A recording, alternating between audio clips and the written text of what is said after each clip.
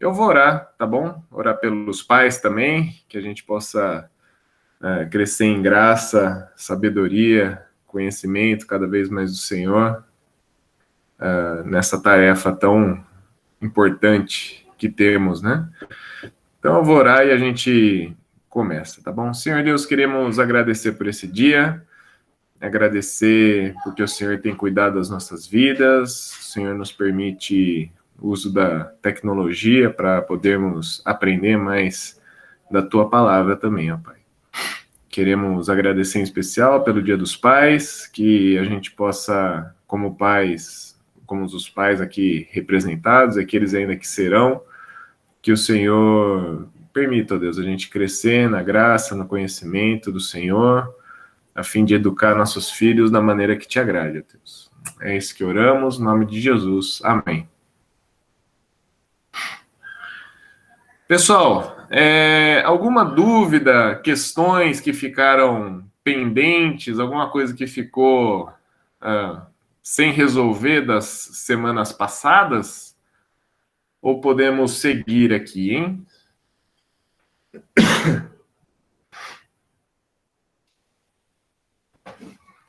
Se ninguém se manifestar em 5 segundos, manda bala. Eu vou seguir então, tá bom? Hoje vamos falar sobre... Bom, tá todo mundo escutando bem, né? Se alguma coisa acontecer, vocês me avisam aí, hein? Hoje vamos falar sobre as religiões orientais e africanas, né? Recentemente eu soube, falando de religião africana, a gente vai focar principalmente na Umbanda, no Candomblé, na Quimbanda, tá? A gente vai ver o que essas religiões pensam, no que elas acreditam. E em termos de religiões da Ásia, né, religiões orientais, a gente vai falar um pouco sobre hinduísmo e budismo. Acho que só esses 4 grupos davam um curso só para eles, tá bom? Porque tem muita coisa envolvida, eu vou passar assim por cima, talvez aquilo que seja mais importante ou relevante para a gente aqui, tá bom? E fiquem à vontade para perguntar, para interagir, e a gente vai seguindo aí, tá bom? Muito bem. Se semana passada a gente viu o Islã, né? E eu falei que o Islã era a maior religião do mundo. Se a gente pegasse esse gráfico aqui do cristianismo, se a gente dividisse, né, o cristianismo católico do cristianismo evangélico, então o Islã seria a maior religião do mundo. Depois do Islã, nós temos aí o hinduísmo, tá bom? Uma religião praticamente envolve toda a Índia, mas tem outros países que têm um pouco de hinduísmo presente neles. Aí vem o budismo, que a gente vai ver também. O budismo saiu do hinduísmo, né? Ele surgiu de dentro do hindu. Você vê que tem outras ali, né? Shintoísmo e o sikhismo, são outras religiões também que saíram do hinduísmo. O shintoísmo saiu, na verdade, do budismo, tá? E aí você vê folk religions, né? Folk religions seriam religiões tribais, religiões religiões tribais seria uma boa ideia. Então, religiões, por exemplo, africanas, né? As próprias religiões indígenas, né? Que nós temos também nas tribos de índios, né? No Brasil, inclusive, seria esse grupo aí, né? Seria o grupo de folk, tá bom? Muito bem. Então, a gente está falando de grupos grandes quantidades de pessoas que seguem essas religiões, tá bom? No Brasil, esse número não é tão grande, tá? Apesar de a gente ter no censo de 2010 quase 500 mil aí de pessoas que que são seguidoras da Umbanda e do Candomblé, metade disso com relação a budista, 150 mil para outras religiões orientais e apenas 6 mil hindus, né? Qual que é a característica dessas religiões que a gente vai falar hoje? Elas acreditam em vários deuses, tá bom? Essa é uma das características que nós temos, por isso que eu estou colocando tudo no mesmo pacote, vamos dizer assim, né? Ainda que elas tenham as suas diferenças, mas elas acreditam em vários deuses e elas acreditam também que praticamente tudo é Deus, tá bom? Então, quando você fala de budismo, por exemplo, os budistas não acreditam em deuses ou Deus. O que o budista acredita são forças, e tudo tem uma força, uma energia, né? Eu tenho energia, você tem, a árvore tem, o computador tem, enfim, né? Tudo tem energia em volta aí, tá bom? Então, essas religiões, elas se complementam, né? Você vê religiões tribais ou as religiões africanas mesmo, né? O mundo espiritual está em tudo, né? Então você tem muita coisa espiritual aí acontecendo. Muito bem. Onde essas religiões estão espalhadas no mundo, então, né? Então você vê aí o budismo, boa parte da China, né? Ali de amarelo, ó, na China, no canto direito, pelo menos meu aqui, né? China, norte da China, Mongólia, indo perto do Japão ali, você tem bastante aí o budismo. O hinduísmo, a Índia, né? A Índia é um país hinduísta, né? Mas você tem outras partes hindus aí.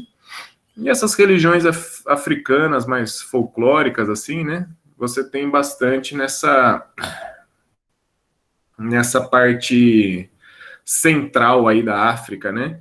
Então você tem uma parte da África que é bem islâmica, né? Bem muçulmana, enquanto você tem outra parte que é uma mistura aí de cristianismo com religiões tribais, tá bom? Religiões africanas, de fato. Muito bem. O que temos mais aqui? Queria falar que apesar de não ter muito no Brasil, né? Nós vemos muitas influências dessas religiões orientais africanas no nosso dia a dia. Por exemplo, não há verdade absoluta. Esta frase, né, ela é muito comum nos dias de hoje. Né? Ela influencia e influenciou o pensamento pós-moderno, que é o pensamento que nós temos hoje nos nossos dias. E essa frase, não há verdade absoluta, é uma frase budista, tá bom? Então, quem disse isso a primeira vez, assim como quem disse essa frase de baixo, né, que todos os caminhos levam a Deus, foi, a de baixo foi Dalai Lama, né? Dalai Lama, que é a encarnação de Buda, tá bom? Então, Dalai Lama é um líder budista importantíssimo. E a ideia de verdade absoluta também, essa ideia vem tanto do hinduísmo quanto do budismo, tá? Então, a ideia de que isso é verdade para você, aquilo é verdade para outra pessoa, você não pode dizer que há uma verdade absoluta. Algum problema com essa frase? Não há verdade absoluta?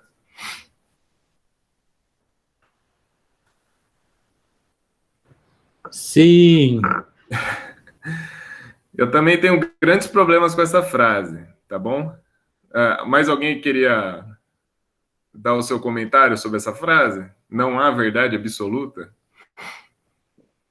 A verdade absoluta, entendeu? Jesus é a verdade. Então, discordo.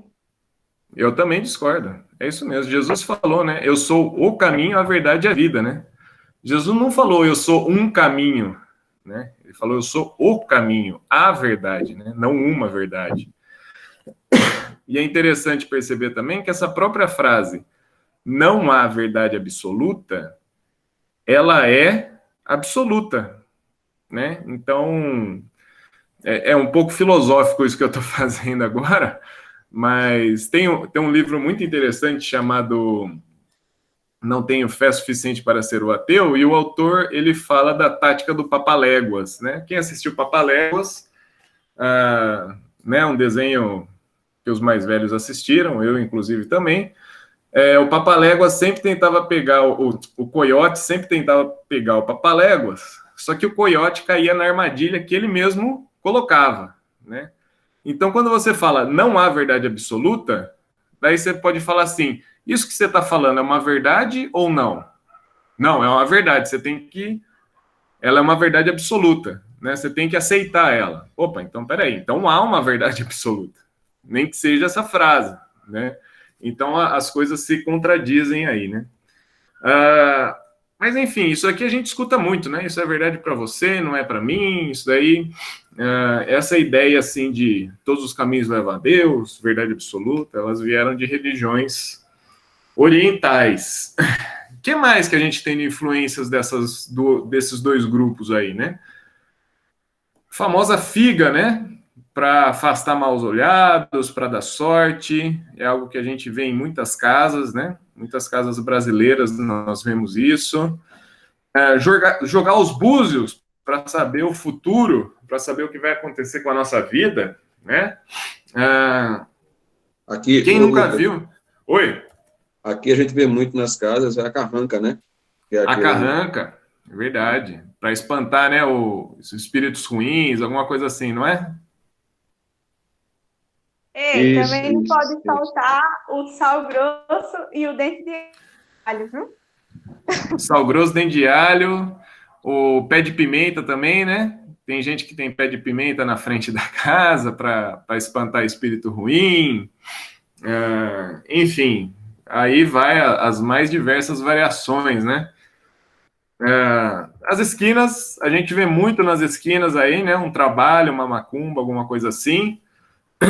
Muito comum a gente ver isso. Sempre tem ali uma comida, uma cachaça, alguma coisa ali pro espírito, né? Uma vez por ano, nós temos aí uma das imagens mais sincréticas, né? Uma mistura aí de religiões, que é quando as mães aí de santo e tal, né? O pessoal dos orixás vai até Nosso Senhor do Bonfim, né? Lavar as escadarias do Nosso Senhor do Bonfim. Então, é uma mistura bem sincrética, né? Misturando duas religiões aí nessa situação. Olha lá onde nós temos também influência, né? Quem gosta de Star Wars aí, eu inclusive gosto, mas quem gosta de Star Wars... Nunca vi. Nunca viu ainda? Poxa vida. Rapaz, eu não sei nem como falar isso para você. Brincadeira. Não sei nem como falar isso para você, mas... Gente, Star Wars, toda vez que eles usam a força, né? Que a força esteja com você, e a força isso e a força aquilo. E aí tem lá num episódio, acho que é o episódio 5. Agora são tantos episódios, né? Não sei mais quantos episódios são, já perdi as contas já. Mas no episódio 5, o mestre Yoda vai explicar para Luke Skywalker o que é a força. Então ele fala assim, a força é tudo que nos envolve e é tudo que é em nós. Né? Então, é você, sou eu, é aquela pedra, é a nave. Ah, que interessante, né, que ele fala isso, porque isso é exatamente o que o budista acredita. Né? Que todos nós temos uma chama dentro de nós, uma fagulha que pode virar uma grandiosa luz. E aí a ideia da força é a mesma. E agora talvez eu vou chocar alguns de vocês, a infância de vocês vai estar arruinada por mim, mas tem uma influência extremamente hinduísta num filme que marcou a infância de vocês. E marcou a minha também. Rei Leão. Rei Leão, eu vou pular, depois vocês podem ler toda essa parte assim, né? Mas tem lá uma frase que fala assim: mas um rei não pode fazer o que quiser? Lá no meio eu tô lendo, tá? Aí o Mufasa diz: há muito mais do que um rei pode fazer além de sua vontade. Há muito mais Aí Mufasa, Simba, tudo que você vê faz parte de um delicado equilíbrio. Como rei, você deve entender esse equilíbrio e respeitar todos os animais, desde a formiguinha até o maior dos antílopes. Mas nós não comemos antílopes? Sim, Simba, deixe-me explicar. Quando você morre, seu corpo se torna grama e o antílope come ela. E assim todos estamos ligados no grande ciclo da vida. E aí nós estamos lá, crianças inocentes, assistindo o desenho do Rei Leão. E aí o Rei Leão está lá passando a sua mensagem hinduísta, né? Então o rei morre, vira grama e o antílope come a grama, né? E aí depois ele vai passar por um outro ciclo na vida dele. Você faz parte de um ciclo de equilíbrio e isso é ideia extremamente hinduísta, como vamos ver a seguir, tá bom? Chocados? Não. Não, né? Ô, Lucas. Pode falar. Ô, Lucas. Isso me dá uma ideia de Darwin, né? Ciclo da evolução, né? Se Também. você parar para perceber, né? Tem um ciclo, né? Tem um ciclo, né? Ainda que você... Darwin, ainda que na evolução você tem as coisas não voltam a ser o que elas foram inicialmente, né? Então, elas estão sempre crescendo, evoluindo, né? A ideia do espiritismo, né? Sim. É no Evoluir, crescer, né? E tal, né?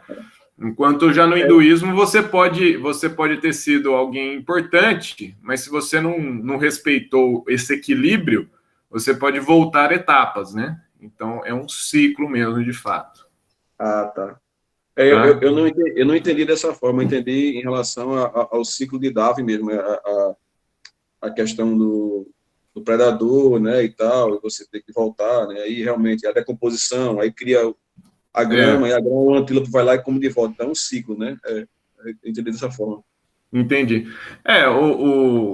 Mas a ideia dele do equilíbrio é exatamente essa, né, hoje você é o rei, mas depois você é a grama, né, ele não falou que, tipo, você vai virar adubo de grama, né, ele fala que você é a grama, né, então você volta para um outro estágio depois, né? Então, por isso que você tem que respeitar o antílope. Por quê? Porque o antílope depois... Você pode comer o antílope hoje, mas depois ele vai comer você. Então, essa é a ideia hinduísta por trás de um filme infantil, inclusive, né? E temos várias outras, né? Quem assistiu Matrix? Poxa, Matrix é fenomenal, mas é budista, né? Você tem o iluminado, né? Você tem alguém iluminado ali, o Neo. E o Neo, se você assistiu Matrix 2, tiveram diversos outros Neos, né? Ou seja, diversos outros iluminados que fizeram diferentes coisas, né? Então você tem aí uma ideia bem budista por trás do filme também. É claro que tem aqueles cristãos que vê coisas cristãs em quase todas essas coisas, né? Mas eu acho às vezes uma forçaçãozinha aí, tentar encaixar isso. Beleza, gente? Então, temos muitas dessas marcas na nossa cultura, tá? Nossa cultura, ela tá cheia de religiões aí orientais e africanas. Se lembrar de mais alguma, pode compartilhar, não tem problema não.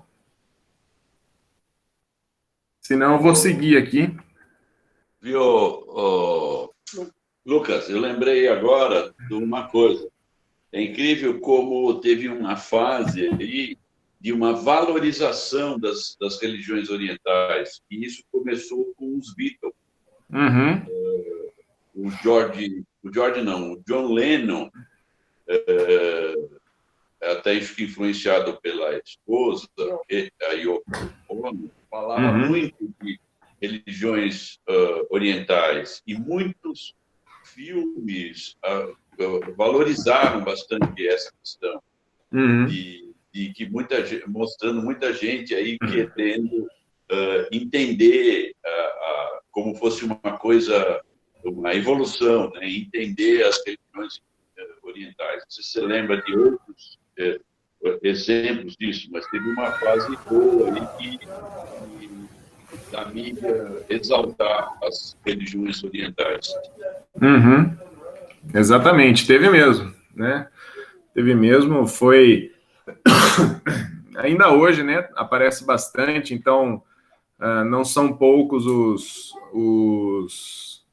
os artistas, né, que aparecem defendendo essa bandeira. E, gente, eu não sei quantos de vocês já assistiram aquele programa Esquenta, que passava na Globo, né? Então, a parte de religiões africanas ali era muito presente, né? Por conta de alguns dos personagens fixos ali, né? Mas, enfim, temos aí coisas aí na nossa cultura, né? Apesar da gente não ter muitas pessoas, ou a gente não conhece muitas pessoas hindus ou budistas, ou da Umbanda, do Candomblé, mas você vê isso bem presente na nossa cultura, né? Na televisão, nos filmes que a gente assiste, coisas que a gente vê, enfim, por aí vai. Vamos lá. O que o hinduísmo acredita, tá bom? Então, esse aí embaixo é o símbolo do hinduísmo, tá? Que é os elementos físicos, tá? Água, fogo, ar, terra e o éter, que seria um elemento aí celestial, tá bom? É como se fosse o espírito da pessoa, né? Diferente de outras religiões, o hinduísmo não tem uma data exata de formação. A idade do hinduísmo é de aproximadamente 2.000 anos, e não tem, assim, um líder fundador do hinduísmo, né? Não tem uma pessoa que fala assim, ó, começou comigo aqui, tá? Por quê? Porque já era uma religião que existia tanto na Índia quanto na Pérsia antigos, então só foi sendo adaptado a religião foi sendo adaptada, né, até virar a religião hindu, né? Então a ideia de deuses já estava presente. No hinduísmo você tem vários deuses, tá bom? Brahma não é a cerveja, é o deus da criação, tá bom? Então esse aí é o deus da criação, o deus que criou as coisas. Você tem Vishnu, o deus do sol, Shiva, que é o deus da destruição. Então eles têm até um deus que destrói tudo, né? E você tem que fazer aí suas oferendas, suas ofertas, seus sacrifícios, a fim de apaziguar Shiva, tá? Você vê Ganesh. Ganesh é o deus da fortuna. Eu não sei quantos de vocês têm amigos ou conhecem pessoas que têm um elefantinho na casa, né? Um elefantinho, eu já vi algumas pessoas que têm um elefante, e normalmente você deixa o elefante, vamos dizer assim, com o popô do elefante virado para a porta da casa. Tem gente que põe o elefante na frente da casa, né? Por quê? Porque Ganesh é o deus da fortuna, então acredita-se que se você tiver um elefante na sua casa, você vai ter fortuna, né? Você vai receber bastante recompensa.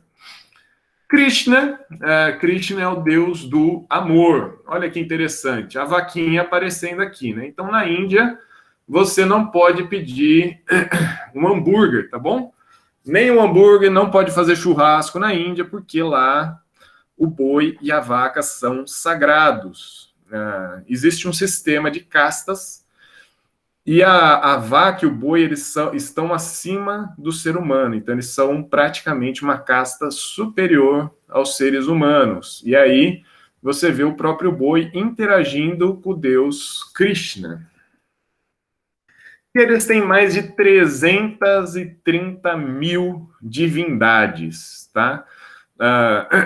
Pessoas que alcançam, vamos dizer assim, o fim do ciclo morte e reencarnação. Quem consegue vencer esse ciclo de morte e reencarnação se torna também uma divindade. Então, o número de deuses é sempre, em teoria, né, sempre crescentes, tá bom?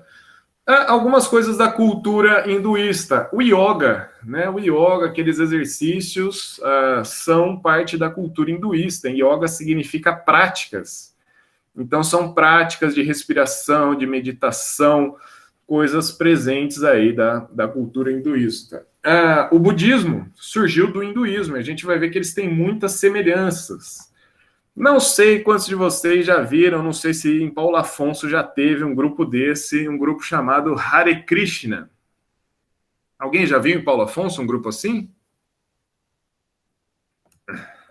Já vi em Recife, agora aqui não. Em Recife, né? Quase toda cidade tem um grupo Hare Krishna, que é um grupo hinduísta, tá bom? Adoradores de Krishna, ou seja, o Deus do amor, e eles pregam o desapego às coisas materiais e, vamos dizer assim, o amor, a proclamação do amor, tá bom? Gente, é um grupo que eles fazem coisas bem perversas, vamos dizer assim, tá? Perversos por quê? Porque muitas vezes eles envolvem menores em alguns dos seus rituais. Seus rituais envolvem muita relação sexual, orgias e coisas desse tipo, mas é um grupo que fala a respeito de amor, mas o amor de uma maneira sexual, tá bom? Kama Sutra é outra coisa da cultura hinduísta, tá? Kama significa prazer, e é uma das práticas do hindu, tá bom? O hindu também vive para o seu prazer. E por fim, Nirvana, que não é a banda, tá bom? Nirvana é um estágio que você adquire quando você está em um processo de meditação. Então você pode entrar num estado de Nirvana, que é um momento onde você desapega de todas as coisas. É quando, vamos dizer assim, o espírito sai do seu corpo por algum momento e depois ele volta, tá? Então isso aí é Nirvana. Então o que eles creem? Eles têm um livro sagrado chamado Vedas, que é um livro bem antigo, 6 vezes maior que a Bíblia, tá bom? Apesar de eles terem o livro, apenas os monges hinduístas que costumam lê-lo, tá? A maioria do povo aí não lê, tá? Não lê o livro em si, tá bom? Eles se baseiam na Dharma, ou seja, a ética, viver uma vida correta dentro da ética. A Sansara, que é um ciclo contínuo de nascimento, morte e renascimento. Então você, igual no espiritismo, você morre, reencarna. Morre, reencarna. Só que no espiritismo a ideia é que isso seja sempre crescente. No hinduísmo, você nasce, morre e reencarna, e de acordo com a sua prática, sua ética aí, tá bom? Você vai pagar os karmas de acordo com aquilo que você fez na sua vida passada. Então, o karma é ação e consequência, e a consequente reação que determina a sua varna, a sua situação social, tá bom? Aqueles que alcançam uma ética perfeita e vencem todos os seus karmas, eles chegam num estágio chamado moksha, tá bom? Esses nomes são bem complexos aí, depois, mas a ideia principal é essa. O moksha é quando você se liberta desse ciclo, tá? Então, você conseguiu chegar num estágio, assim, de espiritualidade total. Então, agora você está livre, você virou um espírito de luz, você virou uma divindade do mundo hindu, tá bom? E a Nirvana é a libertação do corpo, do espírito, mas isso não é a libertação total, isso acontece em momentos de meditação. Yoga significa prática, né, o caminho, e aí tem as castas indianas, né? Então você tem 5 castas na Índia, os brahmanes, que são os sacerdotes e letrados, tá? Eles estão acima do kshatriya, que são os guerreiros, abaixo deles tem os comerciantes, aí vem os camponeses, artesãos, operários, e no fundo, lá embaixo, são os Dalits, que são os intocáveis, tá? E eles são os mais pobres, então, assim, a extremo, eles são intocáveis por quê? Porque nenhuma das outras castas pode se relacionar com os Dalits. Por quê? Porque os Dalits estão pagando os seus karmas das vidas passadas. Por isso que ninguém pode se envolver com eles, tá bom? Então, eles são pobres, são aquelas crianças, e na Índia tem muita criança de rua, muita criança órfã, tá? a quantidade de crianças vivendo em situação de risco mesmo, mas ninguém faz nada por quê? Porque eles são Dalits, eles são intocáveis. Se você mexer com eles, você está mexendo com o pagamento dos karmas que eles têm. Então, eles estão nessa situação porque eles têm karmas, eles precisam pagar esses karmas. E na Índia, você está na sua casta, né? Ninguém pensa assim, poxa, eu vou trabalhar, fazer uma faculdade, fazer isso e aquilo para subir de posição social, melhorar minha qualidade de vida. Não. Se você nasceu numa casta superior, beleza, você pode fazer faculdade. Agora, se você é um Sudra, um camponês, você vai nascer Sudra, você vai crescer Sudra e você vai morrer Sudra, porque você está pagando a sua casta. Na sua próxima vida, se você fizer tudo certinho, você vira um comerciante, tá bom? Mas a princípio você vai continuar sendo o que você é. Então, os objetivos da vida de um hindu é o Dharma, né? A retidão, ter uma vida correta, o Artha, que é o sustento, a riqueza, né? O Kama, que é o prazer, e o Moksha, é chegar ao fim desse ciclo de morte e renascimento, tá? Então, eles têm esse objetivo de chegar ao ponto de ser, por exemplo, uma vaca, né? Porque a vaca está acima das castas humanas, vamos dizer assim, né? E aí eles têm alguns princípios que eles seguem, né? Que é respeitar a cultura e a tradição, acreditar nos livros sagrados, acreditar em deuses, ou nos deuses, tá bom? Persistir nas castas. Então, novamente, né? Você tem que ser aquilo que você nasceu. Você nasceu naquela situação, você tem que ser aquilo. Então, persistir na casta é um princípio que você deve seguir, tá bom? Sacrifícios e ritos, eles fazem muitos sacrifícios, muitos ritos, né, de purificação, de limpeza, enfim, confiar nos seus guias espirituais e acreditar nas encarnações anteriores. E aí eles têm práticas como queimar os corpos para libertação ou elevação da alma, visitação em lugares sagrados como o rio Ganges, né, no centro da Índia, é um centro religioso para eles, tá bom?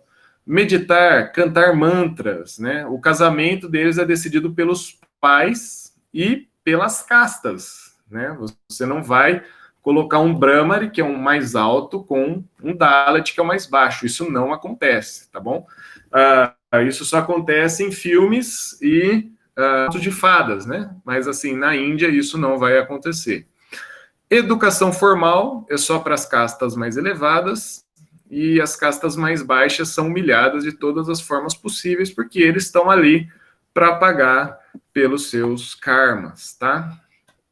Então, algumas fotos aí, né, do rio Ganges, isso é o rio Ganges, você vê aí uma pessoa sendo levada, né, ela morreu e o defunto está sendo levado ao rio.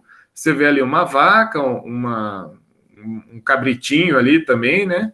E aí você vê um monte de fogo e tal, né? E em outro momento do rio você vê a pessoa ali se banhando num processo de purificação, tá? Então, há uma preocupação ambiental ecológica com relação a esse rio aí, porque é um rio extremamente sujo, mas as pessoas acreditam que o rio, na verdade, o rio é um lugar de purificação, de limpeza, então elas vão ali, se banham, colocam seus defuntos ali, colocam os animais ali, fazem tudo ali na beira do rio Ganges, tá bom?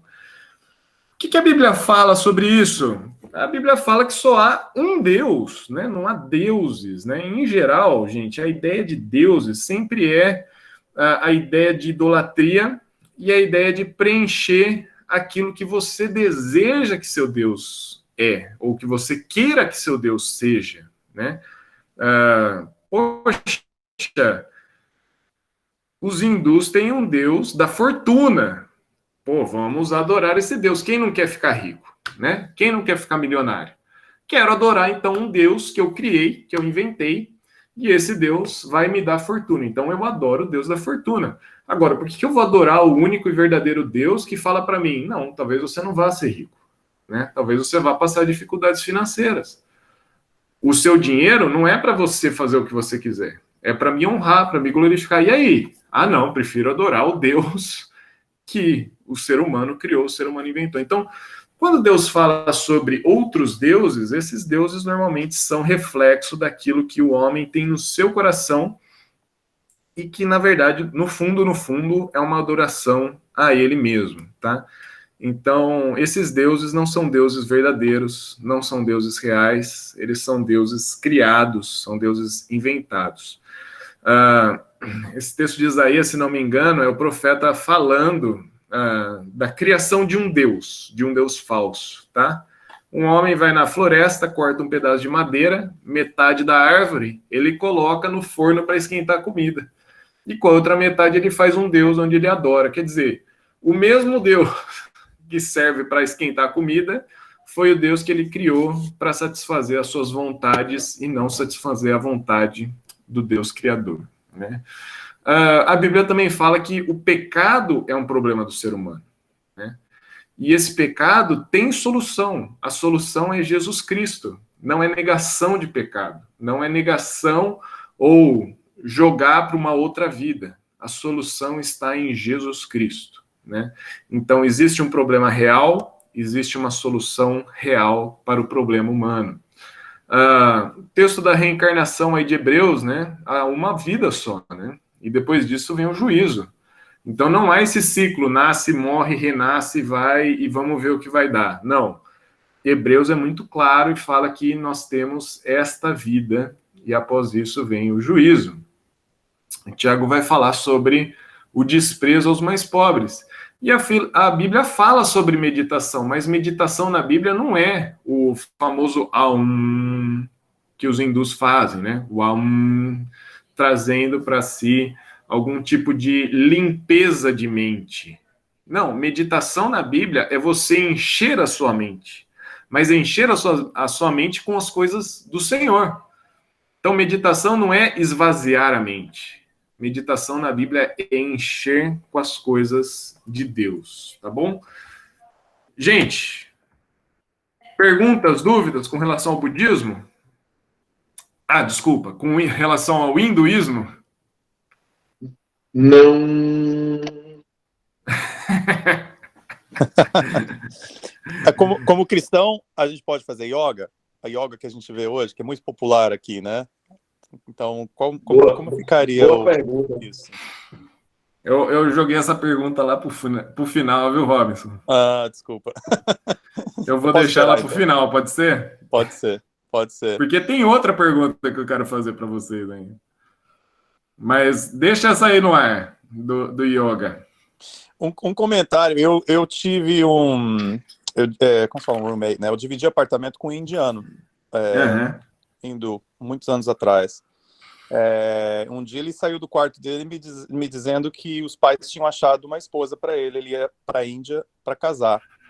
E o casamento ia ser na sexta-feira. Isso era na segunda-feira. Foi bem interessante. Mas só um comentário, assim, é interessante que a visão de casamento deles é uma coisa a se pensar, porque eles têm um compromisso muito grande. Então, quer dizer, divórcio na Índia é muito baixo. Porque a família achando a esposa, né, o compromisso ali de estar dentro da mesma casta, né, como você falou, eles levam isso muito a sério. Então, se você compara a Índia com os Estados Unidos ou mesmo o Brasil e em termos assim de divórcio, o número de divórcio, né, e como as pessoas encaram o casamento, o compromisso do casamento, na verdade é uma coisa interessante no hinduísmo, que o nível de divórcio é quase não existente, né? Sim. Mas muitas esposas se queimam, né? Que ele falava para mim, que já teve até casos na família dele, que muitas se queimaram, não sabendo se eles estavam querendo uma purificação, alguma coisa assim, ou sair do casamento, né? Então o número de mulheres se queimando, né? Suicídio, né? É muito alto, mas o nível de divórcio é bem baixo. Interessante, né? E, de fato, são os pais que escolhem os filhos, as esposas para os filhos, né? Não tem, né? A gente no mundo ocidental, vamos dizer assim, a gente escolhe, né? Poxa, eu gostei daquela pessoa, tal. Os pais ficam em segunda ou terceira opção aí, né, de, poxa, o pai dá algum palpite, alguma coisa, né, enquanto lá não, lá é o contrário, né, é os pais que escolhem para os filhos, mas, claro, eles vão escolher dentro da casta, né, não é assim, você vai se apaixonar ao longo do processo, entendeu? Se você vai se apaixonar ou não pela sua esposa, aí... Mas é o compromisso importante, né? O compromisso para eles é mais importante do que Exatamente. o romanticismo, né? Exatamente. Beleza, gente. O budismo, então, ele saiu, né? Ele surgiu no século VI a.C., tá? O Siddhartha Gautama foi o primeiro Buda, o primeiro iluminado. Então, Siddhartha era um hindu, tá? Ele era um hinduísta, e ele, então, a partir de um processo aí de iluminação, numa nirvana, ele percebe que há uma diferença, né? E aí ele se diz o iluminado, ele foi iluminado, e aí ele é um líder budista, o primeiro Buda, tá? Eles não adoram Deus ou deuses, porque tudo ao nosso redor é Deus. Eu sou Deus, você é Deus, a lâmpada que eu tô aqui é Deus, tudo que está ao nosso redor é Deus, né? A ideia da força lá do Star Wars, né? A força está no meio de tudo aqui, tudo que está, tudo na gente ou fora da gente é a força. Então, a mesma coisa no budismo, né? Então, você vê aí uma bela imagem, né? De um Buda aí sentado no alto de uma montanha. E o que ele ensina? Ele ensina a desapegar de tudo que é material, tá? Então, você tem aí um celular, desapega disso, né? Você tem que desapegar do celular. Não é OLX, tá? Não é propaganda OLX. Agora, você tem que desapegar de tudo que é material. Você tem um carro? Vende. Você tem casa? Vende. Você tem família? Larga a sua família. Você tem que desapegar as suas próprias vontades. Então, você deve buscar uma paz, alegria e satisfação por meio da meditação. Então, por isso que os monges budistas, eles vão, né, eles têm aquela roupa simples, aquele manto simples, eles vão para os templos budistas e ali eles ficam meditando o tempo inteiro, né? O karma existe? Também existe o karma no budista, né? A gente reencarna para pagar as nossas más ações das vidas anteriores, né? E aí você tem uma reencarnação mais evoluída, que é a de se tornar um Buda. Então, atualmente, o Buda é Dalai Lama, tá? Dalai Lama, ele é um Buda e ele é o ser iluminado. E aí já tem outros candidatos para se tornar o próximo Buda, tá? Assim que Dalai Lama morrer, já tem candidato aí, não é votação, tá? É iluminação, no caso. Tinha até um menino, acho que ele apareceu em um programa aí, um menino dos Estados Unidos, que ele pode ser o próximo Buda, né? Seria o primeiro Buda fora do Oriente, né? Do mundo oriental. Segundo o budismo, existem 4 verdades. A primeira é que a vida é sofrimento. O sofrimento acontece por quê? Porque nós temos desejos, nós temos vontades. É por isso que a gente sofre. Então, quando você termina com as suas vontades ou com os seus desejos, acaba o sofrimento e a vida se torna muito melhor, né? E como é que a gente faz para acabar com os nossos desejos e vontades? Você deve seguir os ensinamentos de Buda. Então, a meditação, os ensinos, aquilo que Buda ensinou deve entrar na sua vida, né? Muito bem, então, interessante que eles têm também, diante disso, você deve ter uma pureza de vontade, pureza de linguagem, pureza de ação, pureza de vida, de aplicação, de memória e de meditação, né? Então, são 8 purezas que você tem, e algumas práticas que você não deve fazer, como, por exemplo, não matar, não roubar, não cometer atos impuros, não mentir e não beber líquidos inebriantes. Tem um apologeta que morreu recentemente, chamado Ravi Zacharias. Ravi Zacharias nasceu na Índia, tá? Se tornou cristão, e ele é um homem, assim, foi Foi um homem excepcional. Eu gostava muito dos argumentos dele. Deixei no final aqui alguns vídeos dele, eu não sei como dá para assistir em português, acho que tem no YouTube, tem uma funçãozinha de legenda lá, tá? Mas esse homem, para mim, ele foi um dos caras que melhor explica várias questões com relação ao budismo, ao hinduísmo, outras religiões e práticas, enfim, inclusive dentro do próprio Estados Unidos, ele teve um ministério extremamente relevante, tá? E uma vez ele estava conversando com uma monja, acho que é monja o nome, né? Era uma mulher que era uma monja budista, que largou toda a família, largou os filhos, largou tudo que tinha para trás para ir morar no Tibete e se tornar uma monja por lá, tá? E aí, nessa entrevista que ele tem com ela, nessa conversa que ele tem com ela, ele trata da questão dos desejos e vontades, né? É uma religião baseada no desejo e na vontade. O problema está quando a gente deseja, ou quando a gente tem vontade de algo. E ele fez essa pergunta: o desejo e a vontade é algo ruim, né? É algo ruim. E ele falou: então por que o próprio Dalai Lama tem o desejo que o Tibete fique livre? Né? É um desejo, é uma vontade que ele tem. E seria contraditório ele falar: eu quero que o Tibete seja livre, eu tenho vontade que o Tibete seja livre. O Tibete é uma região entre China e Índia ali, né? Bem disputada, bem budista.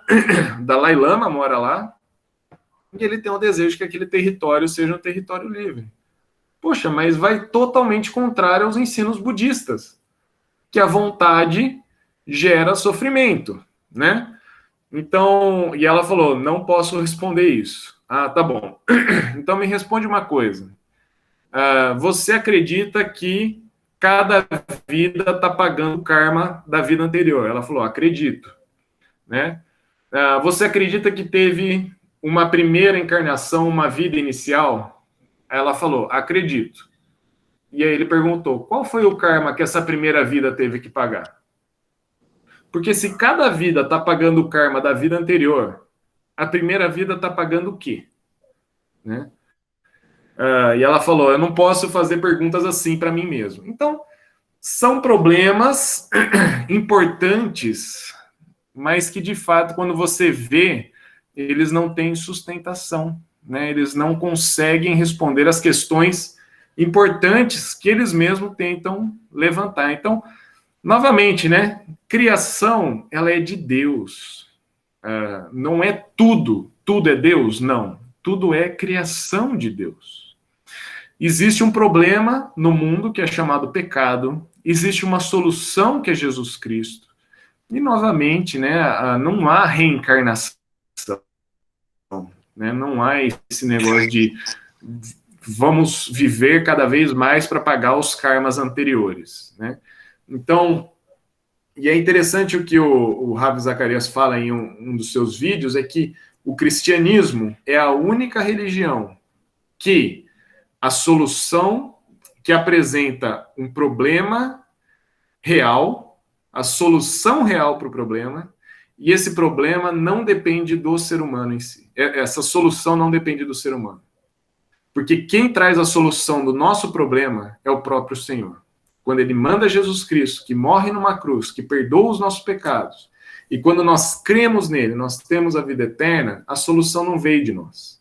Não foi porque a gente fez algo bom, não foi porque a gente seguiu os ensinos de Buda, não foi porque a gente reencarnou, não. A solução veio do próprio Cristo Jesus. Então ele fala que o cristianismo é a única religião que se baseia numa salvação, numa redenção dos pecados, né?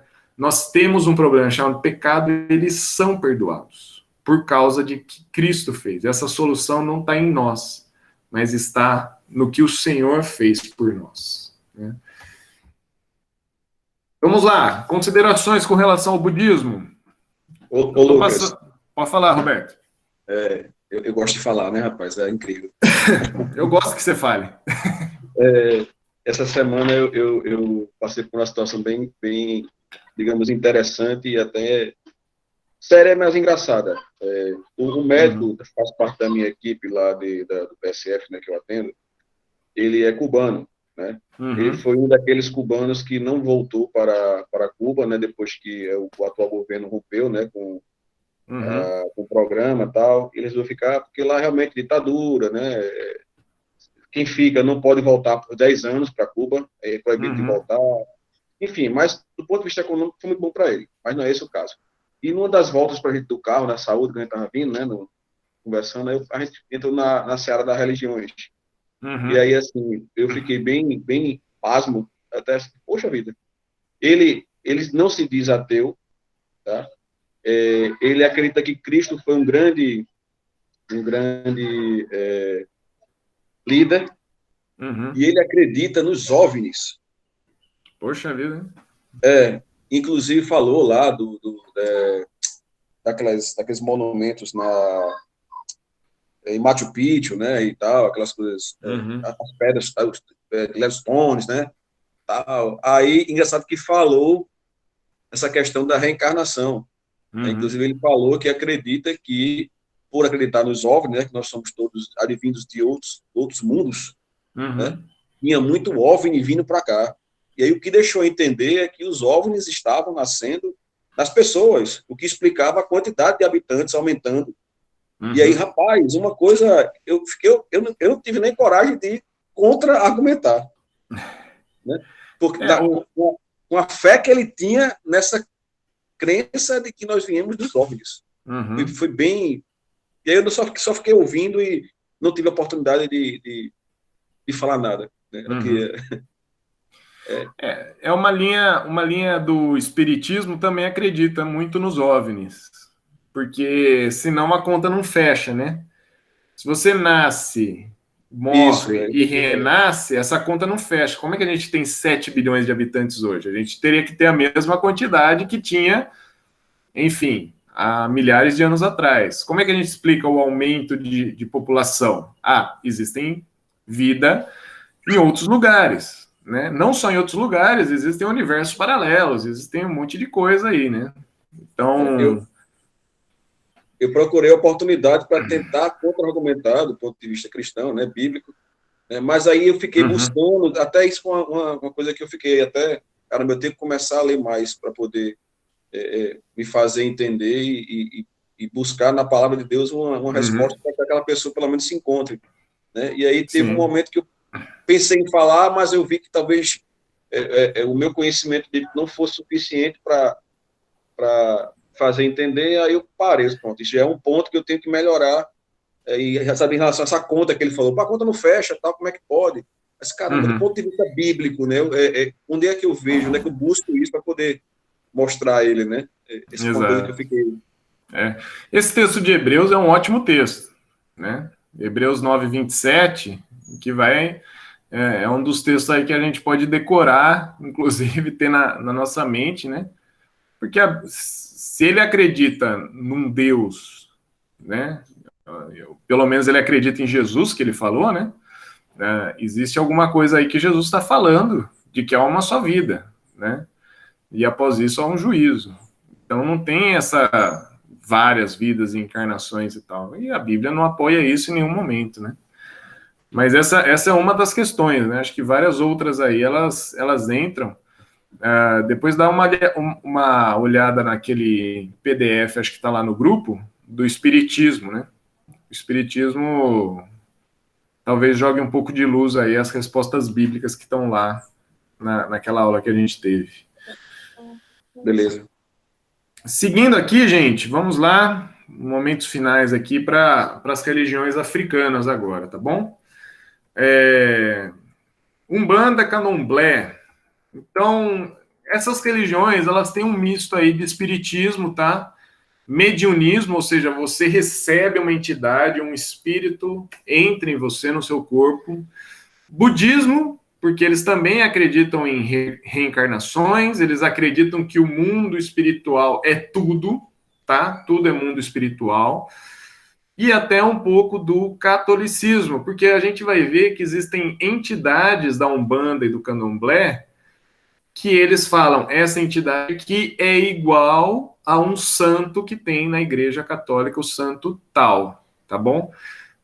Tem um filme brasileiro muito antigo, talvez o João já tenha assistido ele, que é o Pagador de Promessas, né? E o Pagador de Promessas, ele faz uma promessa, se não me engano, ele faz uma promessa a uma entidade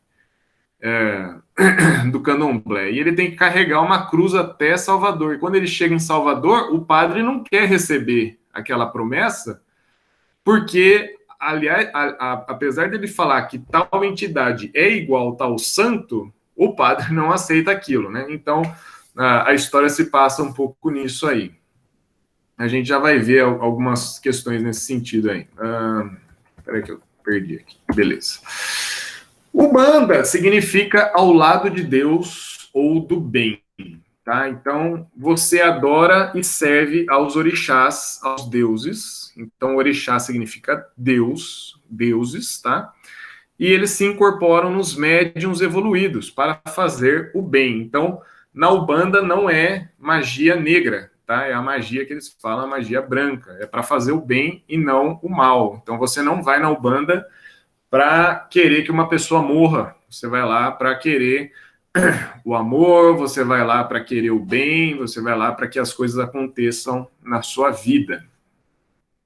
E normalmente para afastar os Exus, tá? Não é aquela cidade, Exu é o espírito opressor, é o espírito obsessivo, ele é representante das forças negativas.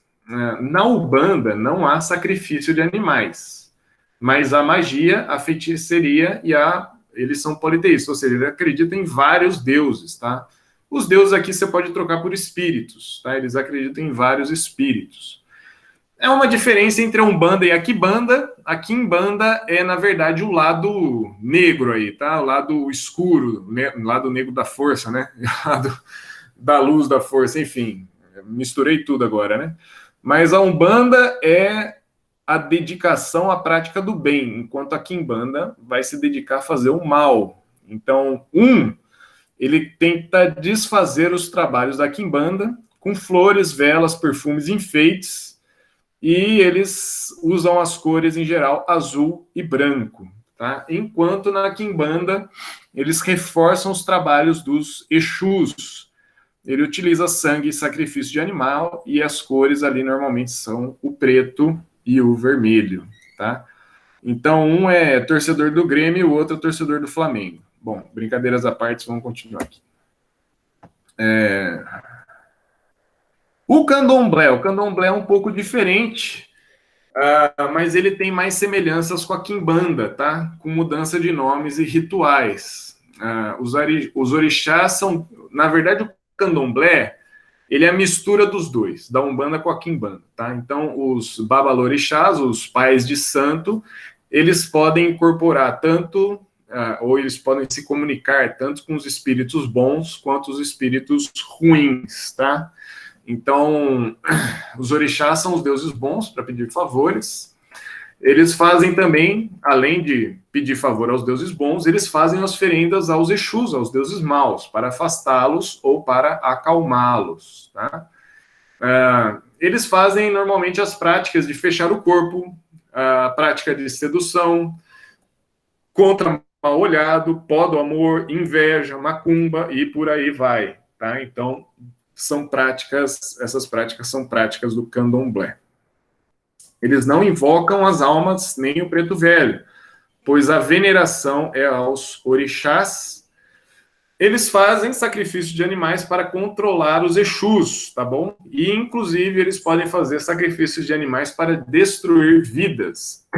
E ali também no candomblé há um processo de vender a alma para o orixá, tá? Então você obriga a pessoa a renunciar à salvação e nunca mais o orixá deixa aquela pessoa agora pertence àquele orixá. Acho que recentemente, eu não sei quantos viram a notícia, de uma avó que entrou na justiça querendo tirar uma criança de 12 anos que estava num terreiro de macumba, né, do candomblé.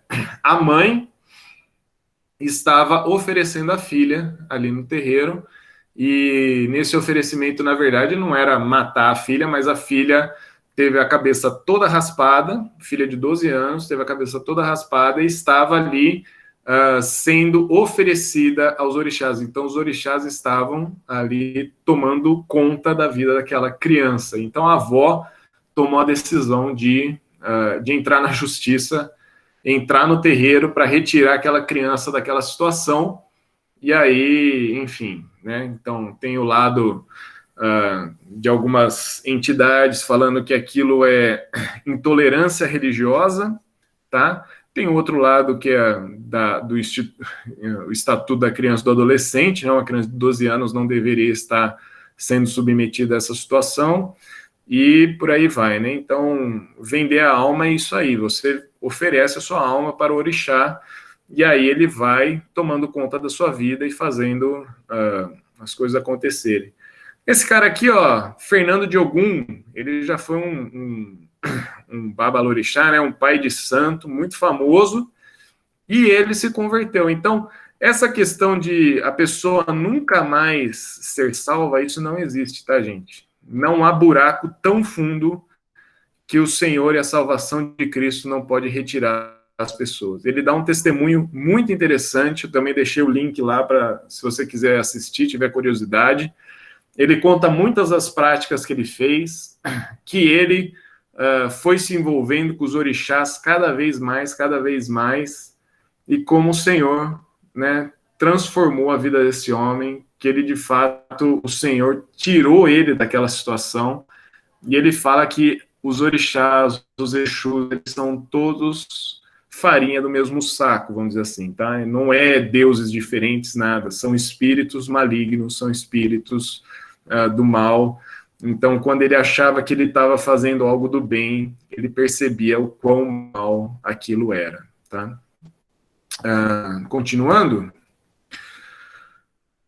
Exu, os espíritos opressores, Oxalá é um ser que é comparado a Cristo, tá? Por quê? Porque ele é adorado, ele é servido, você faz oferenda para ele, faz banho, purificação, incenso, etc., né? O Senhor do Bonfim seria Jesus, comparado a Cristo em termos de função aqui, tá? Do Oxalá. O Senhor do Bonfim seria Jesus, por isso que tem, né, a lavação das escadas ali do Senhor do Bonfim. Xangô é um espírito que seria ou Santa Bárbara ou São Jerônimo, né, que intercede nos tempos de tempestade, né, pelo tempo e por tempestades. Ogum seria São Jorge ou Santo Antônio, e defende os que buscam ajuda, né, precisam de um milagre. E Iemanjá, ela é a Santa Mãe, tá? Então, aí, né, a imagem de Iemanjá bem semelhante ao que seria a de Nossa Senhora aí, né? Aí São Jorge, e do lado... peraí, São Jorge era quem mesmo? São Jorge era Ogum, né? São Jerônimo, Xangô, e aí você tem um Exu, de vermelho e preto, e um Oxalá, né, que seria aí um espírito do bem de branco e azul. O que a Bíblia fala sobre isso, né? Alguns textos que a gente já viu, né? Oferecem sacrifícios a demônios e não são Deus. A Deus não conheciam, deuses novos, sem história, deuses que seus antepassados jamais temeram, abandonaram a rocha que os gerou, esqueceram-se do Deus que os fez nascer. Então, é uma coisa detestável oferecer sacrifícios a qualquer outra coisa que não seja o próprio Deus. João 8,36 vai falar, se o Filho os libertar, vocês serão livres de fato. Então, muita gente vai atrás desses espíritos, tá? dessa religião, atrás de libertação. Enquanto a Bíblia está falando que o Filho nos liberta. Né? A pessoa às vezes quer uma libertação, quer uma cura, quer algo assim incrível, que a vida dele aconteça e tal, faz oferenda muitas vezes para Iemanjá, para ter algum tipo de benefício, mas a libertação verdadeira, a libertação que vem do Senhor, é aquela que o Filho nos dá quando liberta a nossa vida do mal, do pecado, liberta a nossa vida da morte, de fato, e nos dá vida e vida eterna. E 2 Coríntios 11, né, que fala que não é de admirar que o próprio Satanás se disfarça de anjo de luz. Portanto, não surpreende que alguns se disfarcem de servos da justiça. Então, muita gente aí acha que está adorando ou fazendo trabalhos para espíritos bons, enquanto, na verdade, é o próprio Satanás. Você está, né, trabalhando em prol de algo ou alguém que não é o próprio Senhor. E aqui eu não é intolerância, tá, gente? Religiosa, nem nada disso. Aqui é de fato o que a Bíblia está falando. E como cristãos evangélicos, nós acreditamos que a Bíblia é a palavra de Deus. E quando a Bíblia mostra essas coisas, ela está de fato mostrando pessoas que estão sendo enganadas.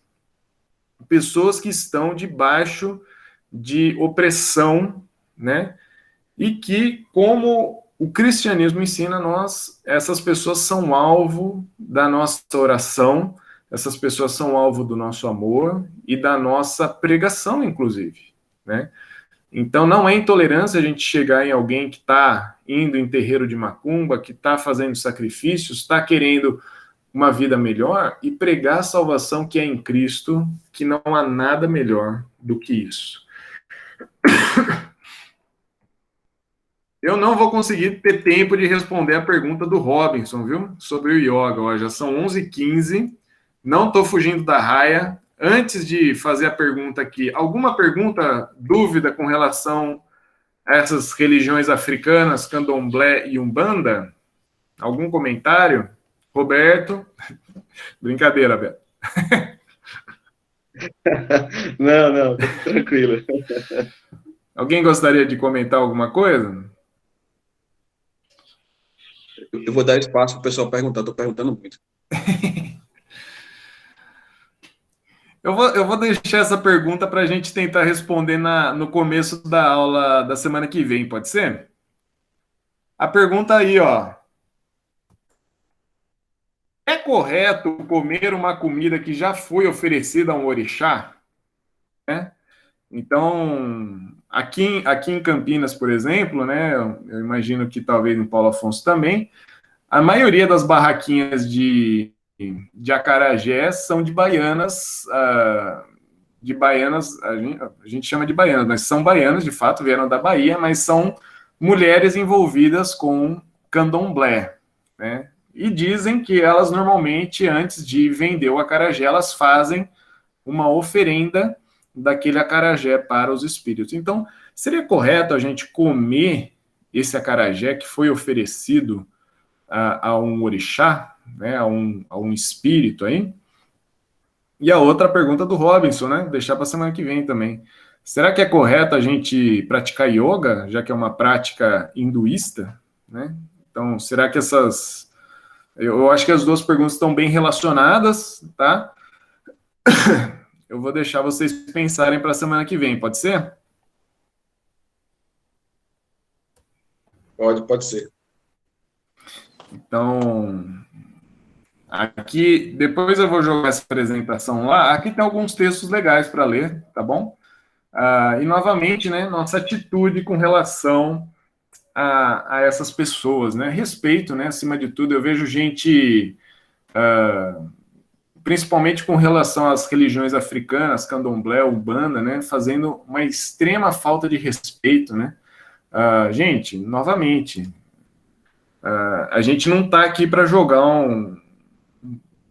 destruir a casa da pessoa, né? A casa que a pessoa está morando. É melhor a gente ir tirando um telhado de cada vez, daí tirando um tijolinho de cada vez, até a pessoa perceber que não tem alicerce, né? E aí apresentar Jesus o verdadeiro alicerce, né? Então, antes da gente chegar e falar assim, esse negócio de candomblé aí é tudo enganação, você está sendo enganado pelos espíritos malignos, tal, não sei o quê, melhor a gente ir mostrando quem é Jesus, quem é Deus, a salvação e libertação que nós temos nele, a alegria verdadeira que nós temos através de Cristo, ao invés de chegar de uma vez e acabar com tudo e não colocar nada no lugar, né? A questão é essa, tem muitos evangélicos que estão a fim de destruir tudo, mas a gente precisa pensar que não dá para ter nada. A gente precisa colocar a verdade de Cristo no coração dessas pessoas. Então, igual o Roberto comentou do amigo cubano dele, muitas vezes a gente tem que falar de Cristo, né? Pregar o evangelho. E aí, aquilo também vai gerar questões, vai gerar conflitos na vida daquela pessoa, né? E aí a gente pode estar do lado dessa pessoa, demonstrando amor, demonstrando respostas, levando aquela pessoa a uma reflexão com relação ao que ela acredita, né? Com relação a isso. Novamente, a Presente se preocupa em explicar o que está na palavra de Deus apenas, né? Então, essas obras mirabolantes não devem fascinar a gente, né? Eu fiz um trabalho, fechou o corpo, o cara fez isso, fez aquilo, o cara saiu voando. Muito bem, né? Isso não deve fascinar a gente, tá? A gente sabe que existe um mundo espiritual, né? E a gente sabe, inclusive, isso é algo importante que eu esqueci de falar. Quando o candomblé ou a Umbanda trata sobre os espíritos, ele trata que o bem e o mal são forças iguais, só que opostas, tá? Quando a Bíblia fala sobre bem e mal, as forças não são iguais, pois o próprio Deus já venceu o maligno, né? O que está em Apocalipse é que o próprio Senhor já destinou, já colocou o destino final de todo o mal, de tudo que é pecado, de todas as coisas erradas, inclusive de Satanás e seus demônios, o destino deles já está selado. O Senhor já é vitorioso, né? Então a gente não vive uma luta do bem contra o mal como se essas forças fossem iguais. Essas forças não são iguais. Pois o lado de Deus já é o lado vitorioso. Já é o lado que ganhou. Então, essa é uma verdade que a gente deve sempre lembrar. Quando nós estamos com Cristo, quando somos filhos de Deus, nós estamos no lado vitorioso, né? Nós estamos do lado que já venceu na história. E por fim, lembre que há um problema, que é o pecado, e há uma solução, que é Cristo. Aqui alguns vídeos, caso você queira assistir, tá bom? Falando sobre budismo, hinduísmo, e alguns testemunhos aí de pessoas que estavam envolvidas com Umbanda, Candomblé, e que foram alcançadas pela salvação em Jesus. Muito bem, gente. Perguntas, dúvidas, comentários? Acho que todas essas religiões aí têm alguma coisa em comum, né? Que é colocar esse peso da redenção em você, na pessoa, né? Uhum. Então é interessante ver, né? Que parece que eles adicionam tantas coisas para se fazer, para alcançar uma pureza, uma redenção. E cada vez mais a gente estuda cada uma dessas, a gente pode ver como o evangelho parece ser tão mais fácil, mais simples, né? A simplicidade do evangelho, né, como não pode ser cativante, né? Com a simplicidade que ele tem comparado com todas essas coisas que a gente tá vendo, né? Parece bem trabalhoso, né? Todas essas seguir essas religiões. Isso. É uma coisa bem pesada. É isso mesmo. E se você perguntar até mesmo para um monge hinduísta, você acha que na sua próxima encarnação você vai estar numa situação melhor? Eu não sei se ele vai saber responder, né? Por quê? Porque ele pode estar fazendo coisas boas, mas ele sabe que dentro dele tem desejos maus também, né? Então, como cristãos, nós sabemos que uma vez que você creu em Cristo Jesus, você tem a vida eterna. João 3,16 vai falar isso, né? Eu tenho a vida eterna. Mas às vezes eu fico com dúvida. Bom, beleza, vamos voltar às Escrituras e fortalecer a nossa fé no que ela está falando. Agora, essas pessoas, muitas vezes, elas não sabem exatamente, né?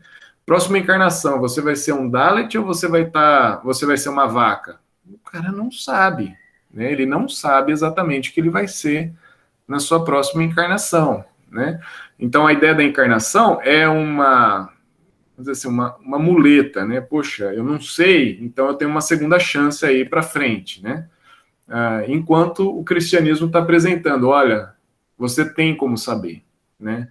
Deus não ia esconder isso, né? Deus é o maior interessado que você saiba, né? Você saiba que a salvação não é o que você fez, mas o que Cristo fez por você.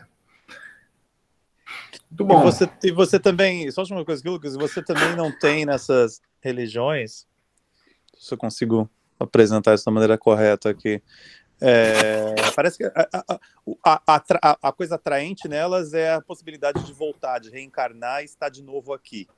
Uhum. Então, quer dizer, não tem a vida eterna com Deus, glorificando a Ele, na presença dele, é mais uma, eu quero voltar e tentar de novo. É para voltar e tentar de novo. Quer dizer, você fica parece com medo da morte, né? Assim, é você... O atraente, talvez, nela seja a possibilidade de estar aqui de novo. Isso. Estar aqui de novo, talvez numa posição melhor, né? Uma posição melhor, exato. Exatamente. Muito bom, gente. Mais alguém? Deixa eu pegar o gancho de Robson. Eu concordo com você, Robson, em relação a que atrai o retorno. E aí eu posso falar do ponto de vista que eu tenho, porque eu tinha, né? Eu, quando era pequeno, eu me lembro que várias vezes eu me acordava à noite e eu ia chorando pro braço do meu pai e minha mãe, com medo de morrer. Isso era um medo que eu tinha quando era pequeno, assim, assustador. Entendeu? E a partir do tempo que eu fui conhecendo mais a palavra de Deus, fui observando mais a natureza da vida, e eu fui compreendendo melhor, isso foi cessando, e hoje em dia eu não tenho mais esse receio, né? Até por estar mais próximo da palavra de Deus, entender mais a Cristo, para que nós viemos aqui nessa terra, e qual é o nosso objetivo, enfim. Mas o que eu vejo das pessoas que já conversei é exatamente o medo de morrer. Então, a grande maioria tem muito medo de morrer, entendeu? Apesar de ser uma coisa natural, mas esse medo ele perpassa, e aí a busca das pessoas é talvez em um meio de não morrer, ou de se morrer, voltar. Talvez por se completar muito, aumentar muito valor coisas materiais, ou as coisas mundanas, não sei, eu acho que perpassa muito por essa visão, eu acredito nisso, das pessoas, né? Isso mesmo.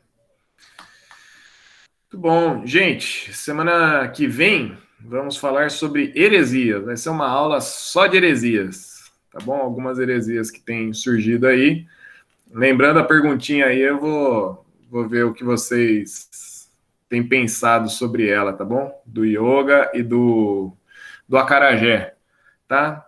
Outra coisa, lembrando, né? Hoje depois do culto, a gente vai ter a ceia, né? A gente vai fazer a ceia online. Vai ser nesse mesmo link, tá bom? No link que a gente está tendo a aula aqui. E daí, depois do culto, você pode entrar no link, a gente vai ter a ceia. Vamos tomar a ceia do Senhor juntos, tá bom? Então, até domingo eu vou faltar a aula de yoga a semana inteira, só para ficar tranquilo.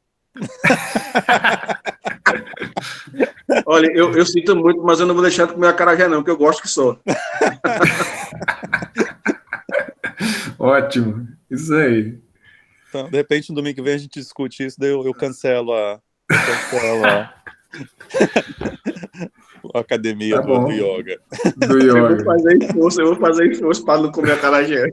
Então come bastante acarajé. Ou você pergunta, Roberto, quando chegar lá na acarajé, você fala assim, esse acarajé é da onde, hein? De onde que vem esse acarajé aqui? Ou o Robson vai chegar lá no yoga e falar assim, você pode fazer um yoga cristão hoje? Exatamente. Acabar com uma oração, né? Vamos acabar com uma oração. Vamos fazer o Yamastê. Isso. Tá joia. Muito bom, gente. Muito bom. Vamos orar para encerrar. E aí, vamos curtir aí o Dia dos Pais, né? Para os pais aí de plantão. Senhor Deus, agradecemos o dia, Pai. Agradecemos a verdade que há na Tua Palavra. E Tua Palavra é a verdade. E nela cremos, e nela vivemos, e nela andamos e nos movemos de fato, Deus. Obrigado, porque a tua palavra ensina que há salvação. A tua palavra ensina que há uma vida eterna. E a tua palavra ensina que podemos ter isso não porque somos bons ou porque podemos fazer coisas boas, mas porque o teu filho Jesus morreu na cruz e nos deu a vida eterna. E ele não ficou morto, mas ressuscitou. Cremos nisso e é isso que nos fortalece para termos uma semana na tua presença. E nela oramos, através de Jesus oramos, no nome dele. Amém.